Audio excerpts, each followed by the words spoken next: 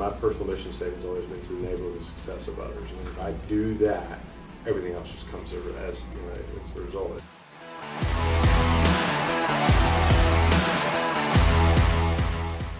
I wanted to go ahead and dive right in to Sure. the Spartan Pro Show here. So we're sitting here with Dusty Holcomb, the Senior Vice President at AAA Membership, and Finn's Car Wash at AAA Carolinas. I hope that I got that right. You nailed it. But what we talk about on the Spartan Pro Show, we really want to focus on how you can grow professionally, grow personally, and grow your business. And that's for the listeners and viewers out there we just want to add value to people. And that's through interviewing really fascinating guests, folks who have grown a lot in their career, who have a lot of leadership skills, a lot of leadership background. And I know through my experience with you that you've just had a lot of growth, even just since I've known you, and you were already on a great career track before then, but we're just thrilled to have you here. So I want to dive straight into the recent merger that you guys have had. And so I know you had a pretty sizable merger where AAA Carolinas joined a group down in South Carolina. And most mergers are incredibly difficult with cultural differences. They can be difficult and painful in just all kinds of ways.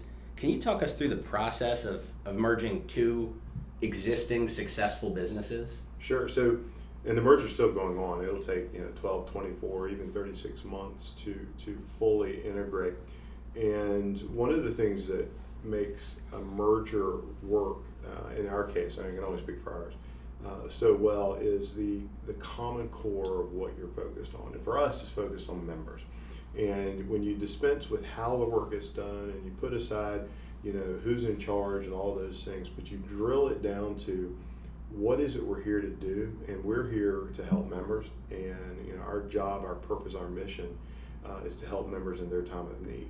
And that doesn't matter, whether you're AAA Carolinas, which was our organization, or AAA 1 ACG, which is the company we're merging into, which is about 5 times our size. The core principle of why we're here and why we're showing up to work has never changed and won't change, and we're here for our membership. So for us, that having that underlying thing that when you start doing this and you're bumping heads a little bit about something, and there always is going to be something that you can dispense with and go, okay, wait a minute, dial this back, dispense with the BS. What's best for the member? What is the best for the purpose that we're here? So certainly not an easy task, and there's always going to be tons of work needed to get done. But it's been really exciting to start thinking about, okay, how do we were a very successful organization, have had tons of great growth, the largest independent AAA affiliate in the country, and how do we now work in the construct this new, much larger entity, but now we have so much more scale. So we're launching 15 Finn's car washes across the Carolinas, but suddenly our market footprint went from North and South Carolina to 13 states and 120 million people in those 13 states. So with tremendous scale and tremendous opportunity. So you have to focus on A, why are you here, and then B, what opportunities does it create? And we have to guard against, and running on ad nauseum here, but guard against the petty, what's in it for me and how's this going to impact me, and forced to admit and fully everybody's guilty of that. I have been as well.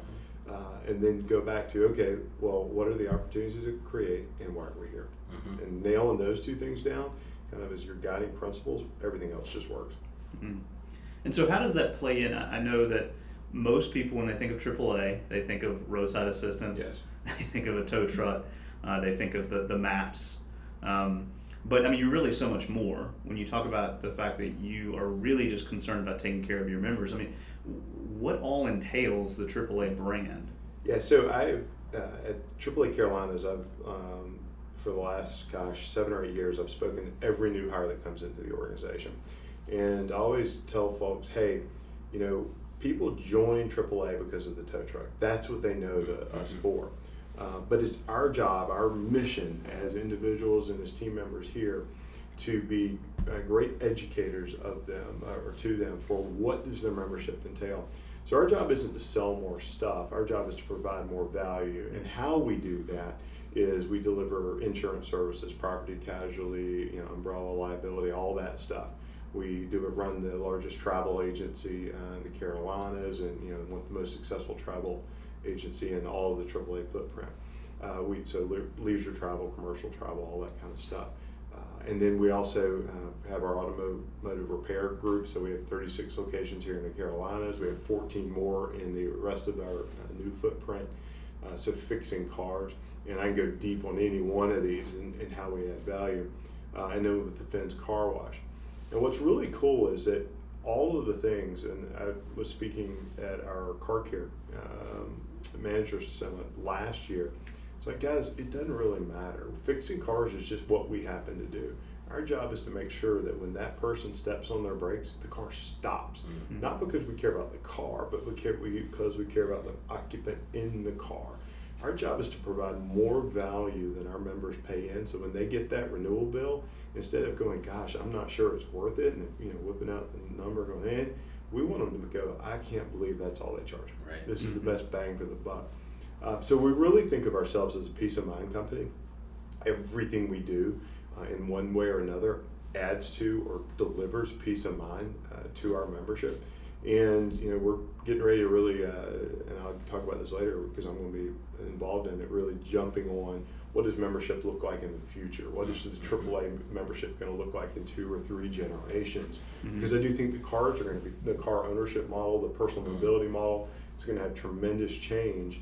And how we adapt to that and not react to it, but how do we lead it? And that's one of the things that I'm personally going to be really focused on. Well, it's interesting. So you mentioned Finn's Car Wash, AAA car care centers, and going back to his question, how you dove into that. How has technology morphing changed your offerings? I mean, triptychs, people aren't coming in for triptychs anymore, right? Yep. And so how have you seen those opportunities to expand into, or how have you filled in the gap where technology makes a product offering obsolete? So it's really cool. So there's the way I think about technology is in really 2 channels. One is you can lament what technology has done to your business and say, gosh, this is ruined it. So the technology, the Google Maps and everything else, it's kind of made the original paper triptych obsolete. Now there's still a core constituent of people that love the triptychs, and they still get them. And when we went from being top bound to side bound, we got lots of letters because people didn't like the change. And we should have been the Google Maps and all that because we owned the personal navigation space, for 50 years, but we didn't move fast enough. So what I would think about is we can either look at technology and go, what is it doing to us? Or we can look at our member and our customer and go, how can we add value to them through the appropriate use of technology? I'm really careful with all of our teams and hammering on, it's not about the darn tech. It's about what the tech can do to make their lives better or easier. Yeah. So a good example of that is the automotive repair business. So automotive repair, I mean, you guys have had cars fixed. You probably had somebody walk out of the back of a repair shop before and go, you're going to need a Ouija budget. And you're like, I don't even know what that is, but why is it $1,000? And it's just crazy.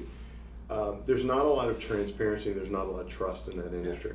So our brand has a tremendous amount of trust attached to it. Yeah. So one of the things that we wanted to do, and it's one of the reasons we got in the business in the first place, because we thought our brand could attach a degree of trust to that industry that didn't exist. And getting to the point about technology, about 1.5 years ago, 2 years ago now, we started piloting technology that would allow our customers to get what we call digital vehicle insight, assessment or inspection of their car's health digitally. So we do this whole thing. We take pictures of everything. We write everything up all on a tablet, and then we text it or email it to the customer so they can see it right on their phone or mobile device. And what we really want to do is provide transparency. So there's no black box. It's no, hey, you need new windshield turn signal fluid. We can get them back. Sometimes I use that line, people don't know what I'm talking about. There is that? And we can put the power of choice in their hands. So using the tech to create to fill a gap or fill a need, as opposed to just saying, hey, we got a really cool app. Really cool apps are awesome, but not if they don't add value. They're the ones that are on the 5th page of your iPhone screen, and they've auto-deleted, and you have to download it the one time in 9 months when you go use it. So that's one example of how we're doing it. We're working on some other really cool stuff with technology in fins and how we push messaging about the customer's car to them. And we're working on some stuff right now that would allow us to notify members and customers of any potential recalls on the vehicle. And a wash like that could wash 150,000 cars plus a year. So if I can make available to all the customers that come through at no extra charge or as a benefit of AAA membership, hey, here's a notification of a manufacturer's technical service bulletin, a recall on your car you may not have otherwise known, but AAA cares about you and your safety. Go check this out. So it's just looking for the right ways to add value. I think the fundamentally the most important thing, and not falling in love with tech for the sake of tech. I love that. Wow. So with all of these different things that you're doing, all these different areas where you're adding value to your membership, from a branding perspective, how are you differentiating yourself in those different areas? How are you really attacking the market and setting yourself apart from all the other travel agencies, all of the other car repair, auto repair shops? It's a great question. This is a question we talk about all the time. The biggest challenge we have as a organization is how do we disassociate a service from our brand story and allow a member or a customer to understand that there's a broader story. And when people see our AAA brand, they think tow truck. And we've done that for 116 years now. It's hard to overcome that. So how do we begin to educate our customer? How do we begin to talk to them? Because 80% of our members join today for emergency road service. That's why they join. And they renew. 90% renew because they want that coverage and protection. So for us, it's all about how do we take the opportunities and the moments of inflection or a single touch point to tell a different story or to augment the story. So sometimes I liken it to, neither one of you are old enough to remember these, but I'll use it anyway. When I was a kid, we had these old, there were books, and you could choose your own ending, and you'd read the page. Choose your own adventure. Yeah, choose your own adventure. I'm barely old enough. I remember this book. Yeah, absolutely. Right. So you turn to page 125, and if you're like me, you'd make the decision, and you go, that was a really bad decision. Let me go back and you'd reread all the endings, and so you know which one was the right ending. Well, I think we talk a lot about how do we take and engage our team members with the right information so they can introduce a different ending to the member. So it goes beyond the transaction and really creates a broader and deeper relationship. And that's what we've got to do, is take a transactional moment of truth, deliver on that like ninjas, and then use that to leapfrog into another way to add value. We're working on some stuff now, and that we start talking about 2 or 3 generations removed from where we are today. Our biggest struggle is going to be overcoming our incredible brand heritage. Like if Ford came out and said, "Hey, we've decided to get into the cheeseburger business," that's going to be hard. Give me a story there that really makes sense, and we've got to do some of that and start to expand our brand message. So it's not about the service or the product that we deliver. It's about the experience that we deliver, and more importantly, it's about the value that we deliver. If we can shift our brand from being service-oriented to value-oriented, that's how we're going to expand those stories. That's great. And what I'm hearing, and I'm relating it just back to story, I'm thinking about it, roadside assistance is a subplot. Yes. Right? It's a momentary problem or concern that they have that you solve, when in fact you have not only one subplot but multiple subplots, and all those are tied up in one big story that you're telling about how you help, you empower people to be able to travel how, when, and where they want to go, right? And the way that you do that can be anything. Yep.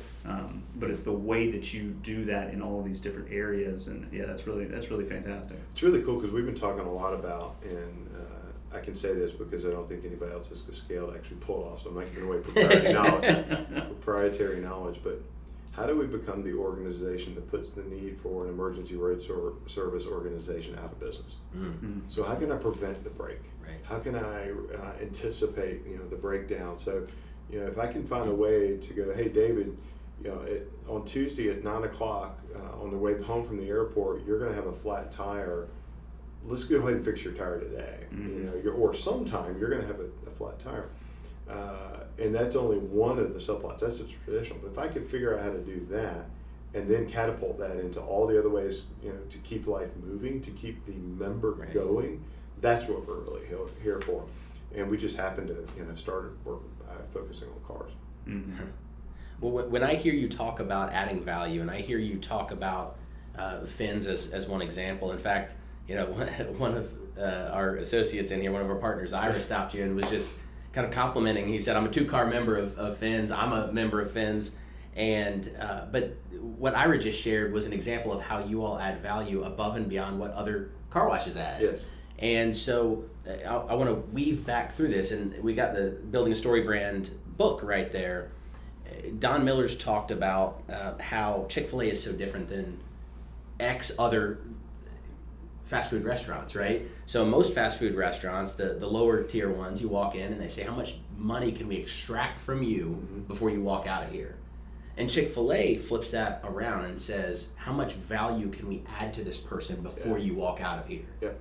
It happens to be that when you focus on adding value, people want to spend money there. When you focus on extracting money, people want to hold their money tight to their chest. Amen. And so when I just heard you talking about adding value, that's what I saw, right? Was we pour value, and then people get that renewal notice and they go, that's it, right? Mm-hmm. That's pretty cool.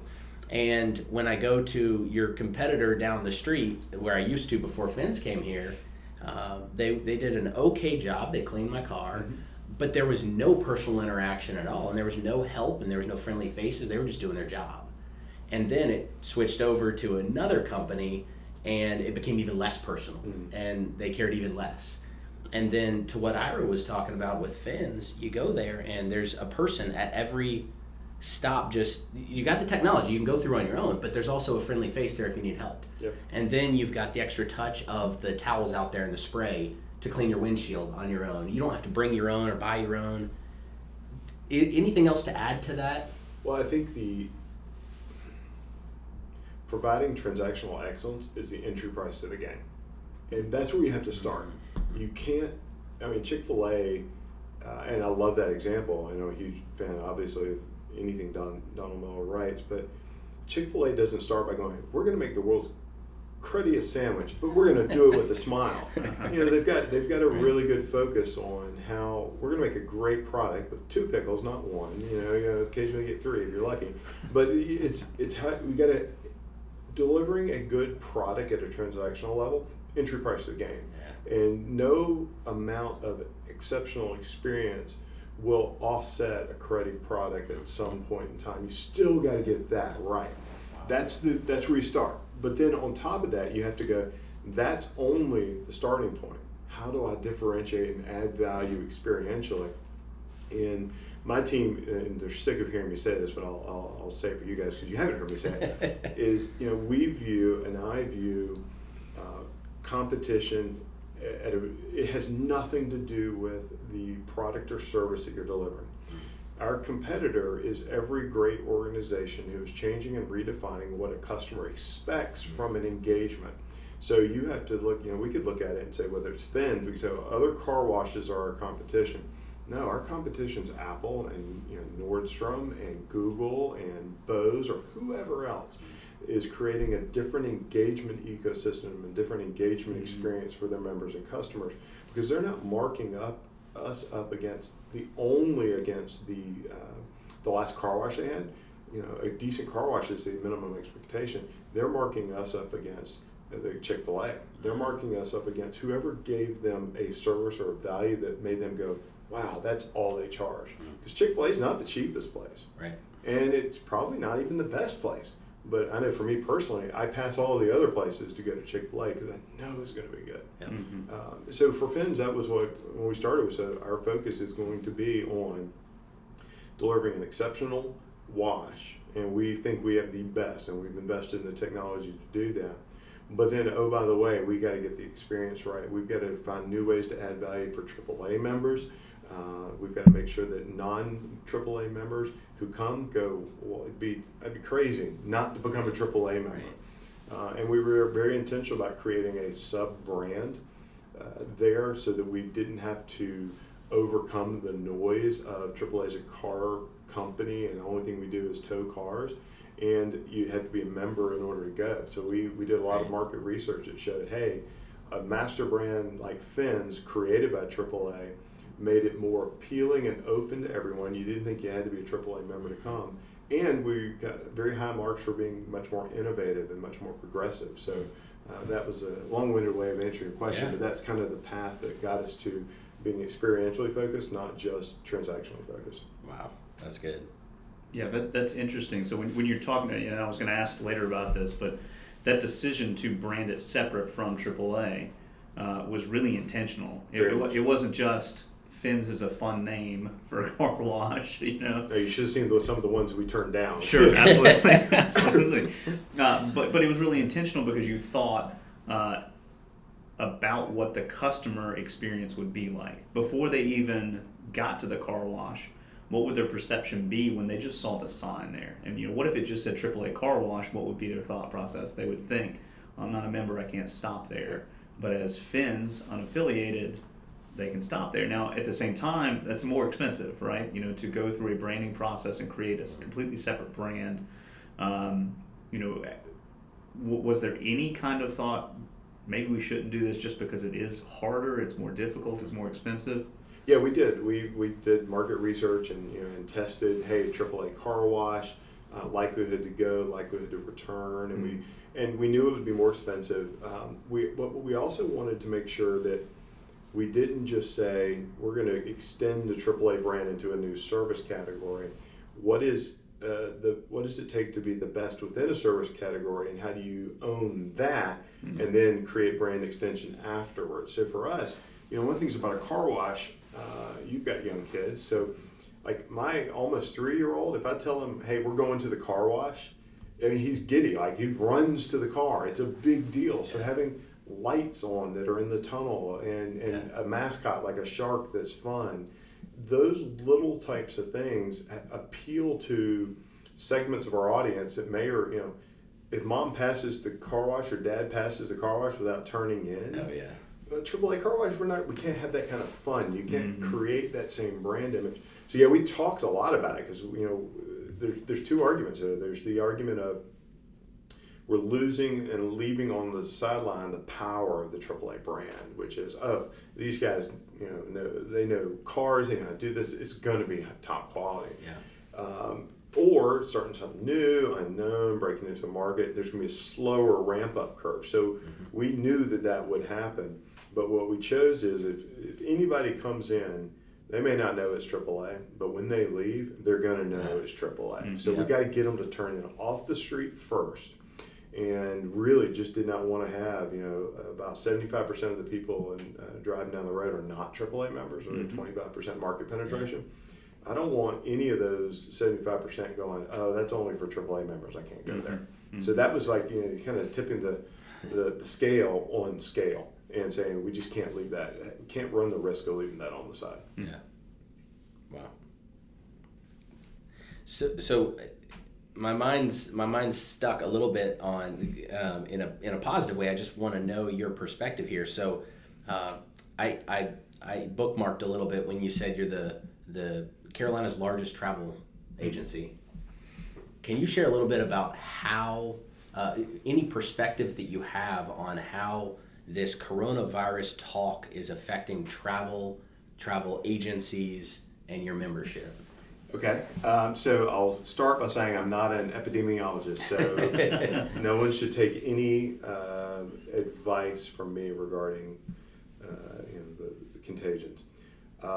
It's a big deal, right? So there's a lot of unknowns, and I think that right now people are trying to make the best decisions they have with the information they have. Sure.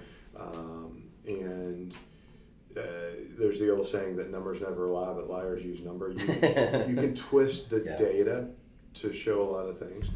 So from a travel perspective right now, we're recommending that people, be smart, make wise choices. You can't go to Italy as of yesterday, right. but, don't go to places that you'll be concerned. And if you do have to travel, use personal hygiene, habits that we should all be doing anyway. I mean, I kind of like it now. Coming in with an elbow bump is it's going to take me a little while to figure it out, but that maybe it's the end of the handshake, and who knows how many people have been infected by something over the 500 years that handshakes have been the preeminent way of introduction or greeting that's non-trackable. So it's going to impact the travel industry. We've seen market adjustments and forecast adjustments for all the major players. The government coming out, the State Department coming out, I guess it was, whoever it was this weekend saying, now's not time to book a cruise ship. That's going to be short term. That's going to be painful. The travel industry is going to have some retraction, but it's also early. And a lot of this is going to really shake out over the next weeks and months as we understand how good is it. Are we doing it, containing it? How transmittable is this as the climate heats up?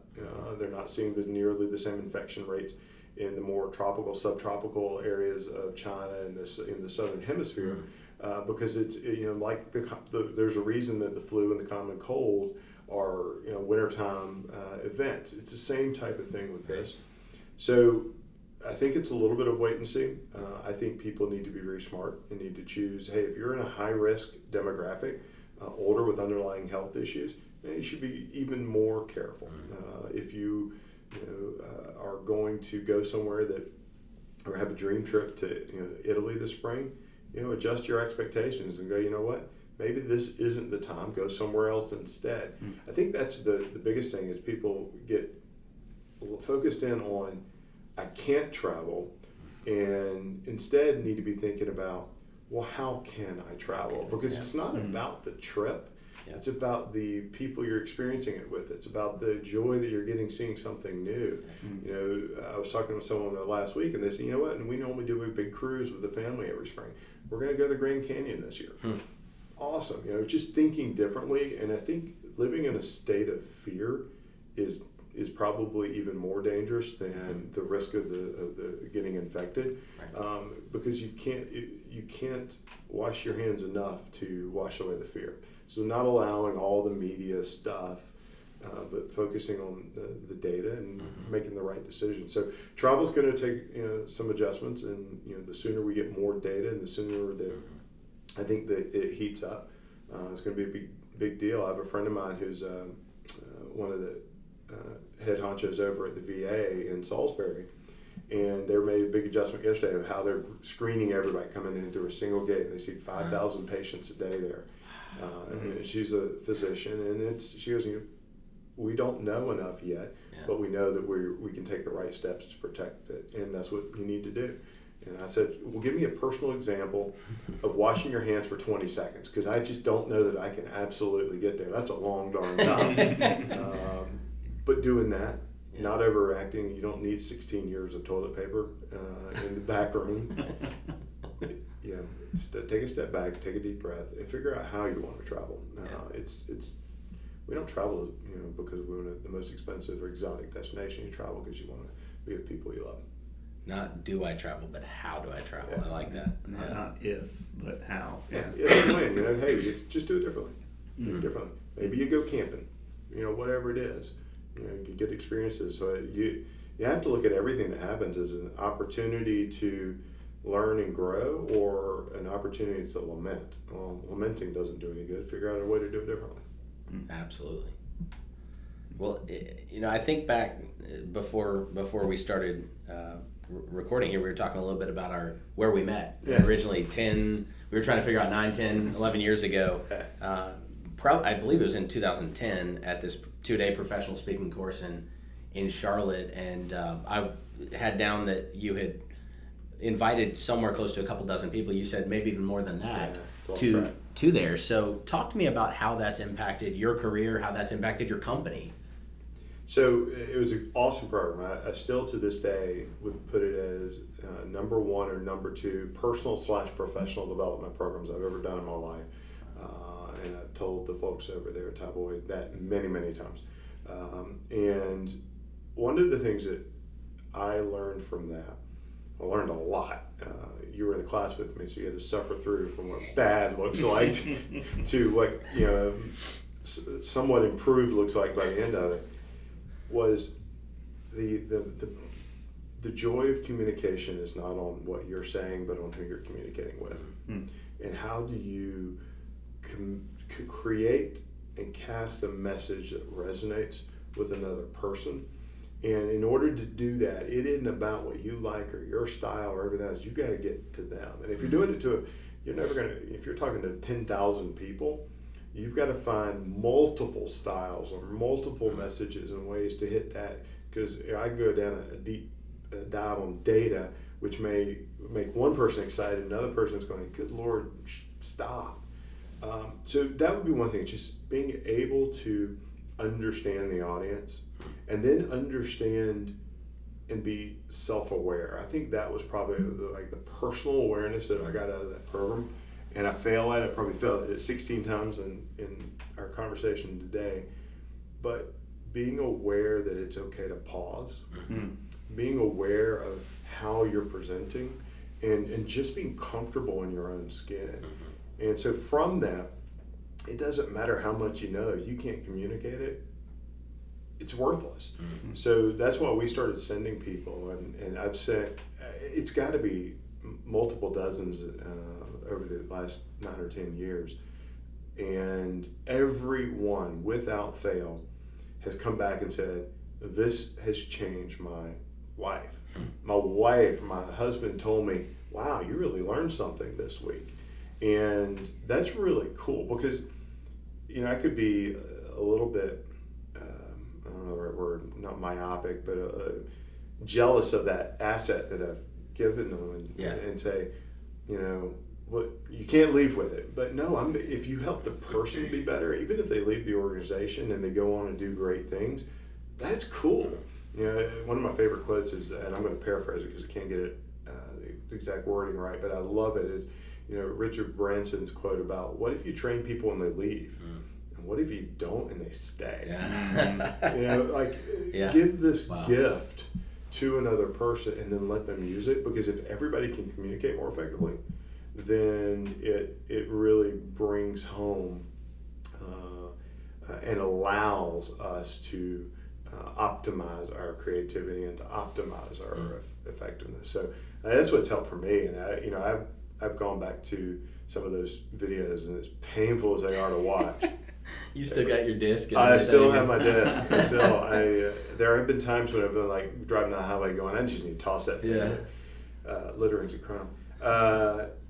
It's just how you communicate and how you really convey that you care. It was transformational for me. And that's a really beautiful sentiment beyond just the practical application of what you learned, but when you're talking about sending your employees through it, the legacy that you create, the impact that you create that goes beyond just AAA. Your legacy is AAA of Carolina's legacy, that these people, wherever they go, personal relationships, professional relationships, they're able to communicate better. And we all know when we're able to communicate better, things happen, good things happen. And when we can't, that's when we butt heads, there's struggle, there's strife, and there's no progress whatsoever. It's really interesting because if you get so focused on what are you going to get from something as opposed to what are you going to give, and that's exactly it. If someone is an alumni of that through us, but they go on and do great things and awesome things somewhere else, that's cool because they're helping somebody else. Yeah. They're helping someone through this skill or this talent, and that's for me. It's that's my mission statement, is to enable the success of others. And I don't ever want to be so selfish or jealous to think that it only has to be for our organization.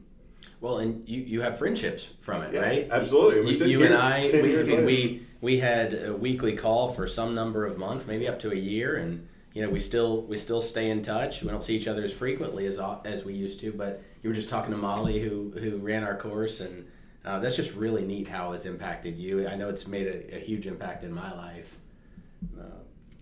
Well, what I want to do is dive into what we're calling the final rundown. Okay. And so these are a few final questions that we want to dive into that are good thematic things that I think you'll have really interesting answers to. So one is just the most impactful book you've ever read. You mentioned a book you have recently read, and that's great. But I want to know if something stands out as one of the most impactful books or nuggets that you've gotten.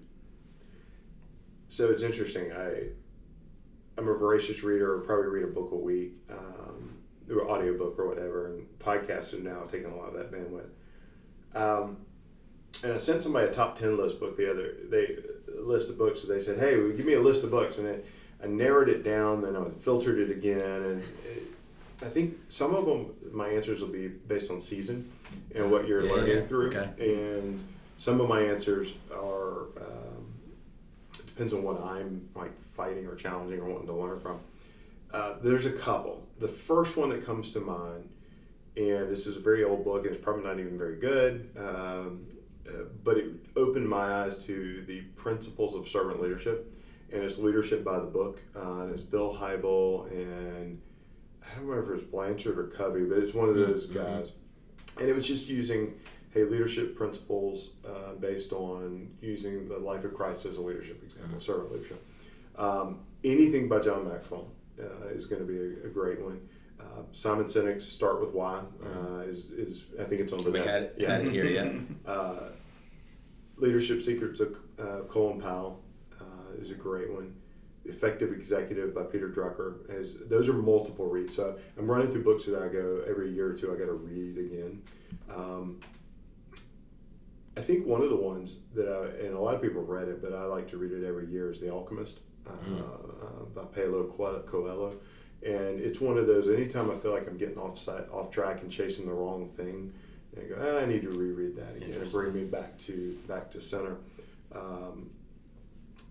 Gosh, there's so many. I like that about seasons, though. Yeah. So share. Yeah, I distinctly remember that I learned about Patrick Lencioni through you. Yeah. And there were several. I mean, I've read 3, 4, 5 of his books. Right, 5 Dysfunctions of a Team, leadership characteristics, just all kinds of value there. But I love how you put that about seasons, because that's how I haven't put it in those terms before, but that really resonates with me.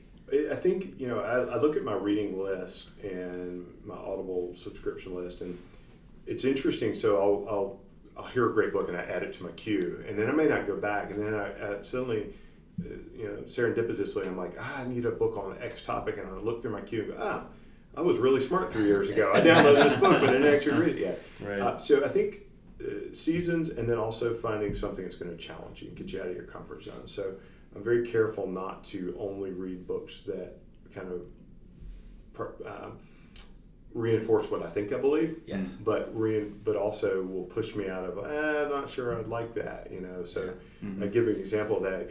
There's a great book, Measure What Matters, by the guys who, I can't remember the name now, but he was venture capitalist behind Google, and is talking about the OKR principles of Google. Well, then also Jason Fried's book, It Doesn't Have to Suck at Work, or something like that, from a title, because those are very different styles of leadership and how work gets done. So I'm very careful to not only read the context of things that I believe, but also to challenge me, push me out of my comfort zone a little bit. Anything Andy Stanley, anything Henry Cloud. I mean, there's so many good ones. Lencioni, he's got a new one I haven't read yet, so I'm looking forward to checking that one out. I haven't read it either. Mm-hmm. So how about the best professional advice you've ever received? So one of my first mentors, person I'm still in touch with 25 years later, I was early 20s, and he pulled me aside, and it's the best advice I've ever received. It's the advice I struggle to receive daily. And he says, Dusty, you're a bright guy. You're gonna do cool things. You're gonna have a lot of fun. Just remember that the entire journey of life isn't about the darn goal, but it's about the journey to get there. And I can be can become so myopic on achieving the goal that I forget the journey, and I forget the learning, and I forget the joy of the experiences. And so the best advice I've ever received in that context professionally is don't let the goal override everything else so you forget.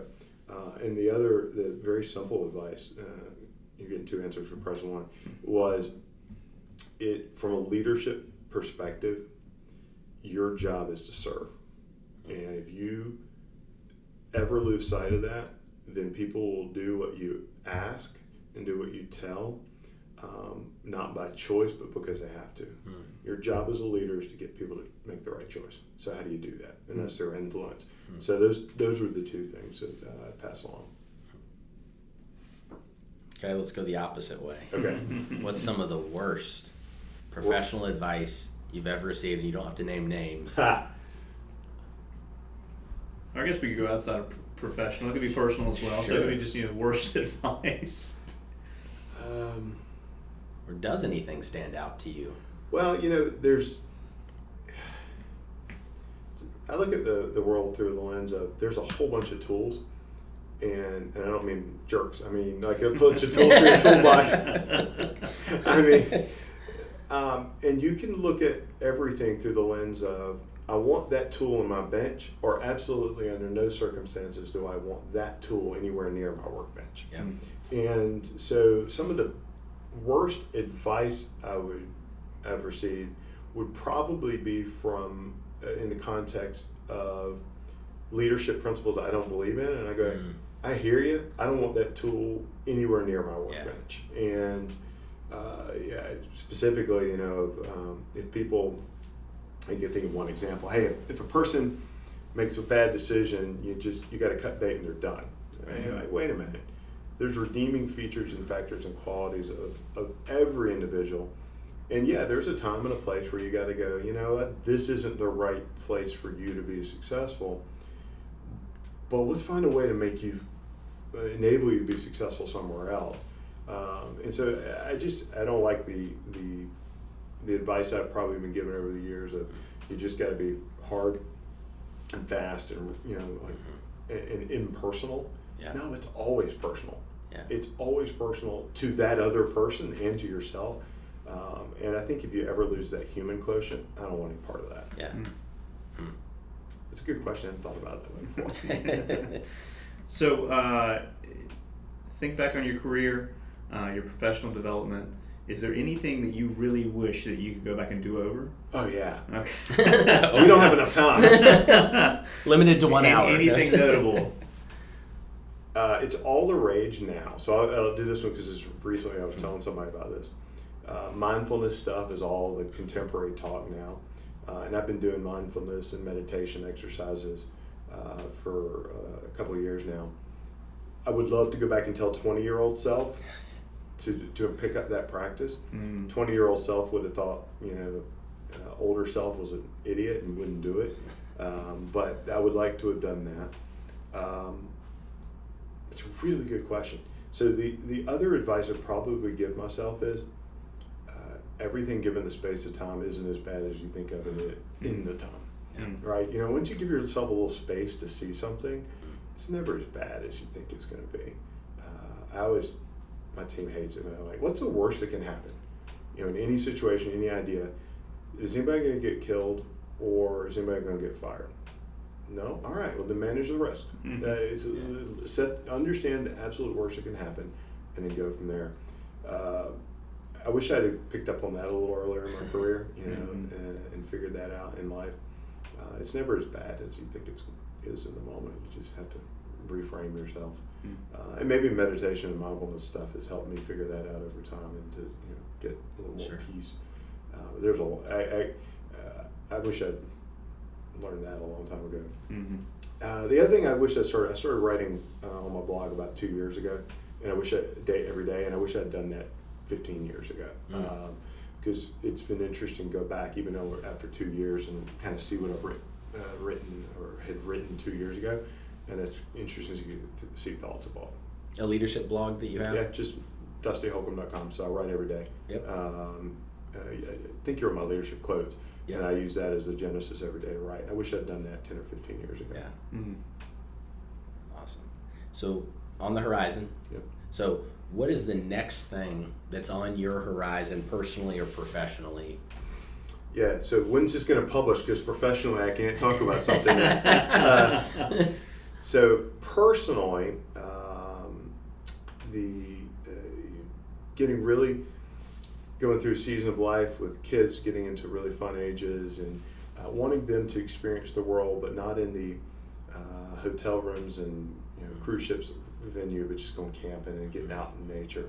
And I'm super psyched about that. And it's interesting. My daughter's 11 and becoming a teenager and super mature for her age and very much an old soul. So I'm really excited about conversations I get to have with her now about life and all that. So that's really, really cool. And then professionally, I'm super excited about being able to do some things that are going to be very much focused on innovation and driving our innovation efforts as an organization and how we continue to look at our membership through a different lens. At the end of the day, I celebrated my 20th anniversary at AAA this past week. Wow. And never intended to stay. It was a 3-year journey that just, I got lost or something along the way. Didn't have a triptych, right? I didn't have a triptych. But what I loved about the organization is I go home every day at the end of the day and we measure our success in our ability to help others. And didn't know I was going to find that when I came to AAA and found that. And so being able to do that through effective transformational leadership is that's what gets me up in the morning and gives me energy. So whatever it is, wherever God points me, that's where I'm going to do. That's awesome. Well, I'm really excited to have this interview and to be able to have you as a speaker at Spartan Pro Day coming up October 13th of 2020. Psyched. So we're excited to have you. Folks who are listening, you'll be able to see this live, see Dusty giving a talk on leadership, covering a number of different topics. So we're excited about that, and we're honored to have you here, blessed to get to spend some time with you. And again, DustyHolcomb.com, you can find his leadership blog. You can follow his path. You can join Finn's Car Wash and get some good service. Join AAA if you're not a member. And also go to SpartanProDay.com to get tickets for the October 13th Pro Day.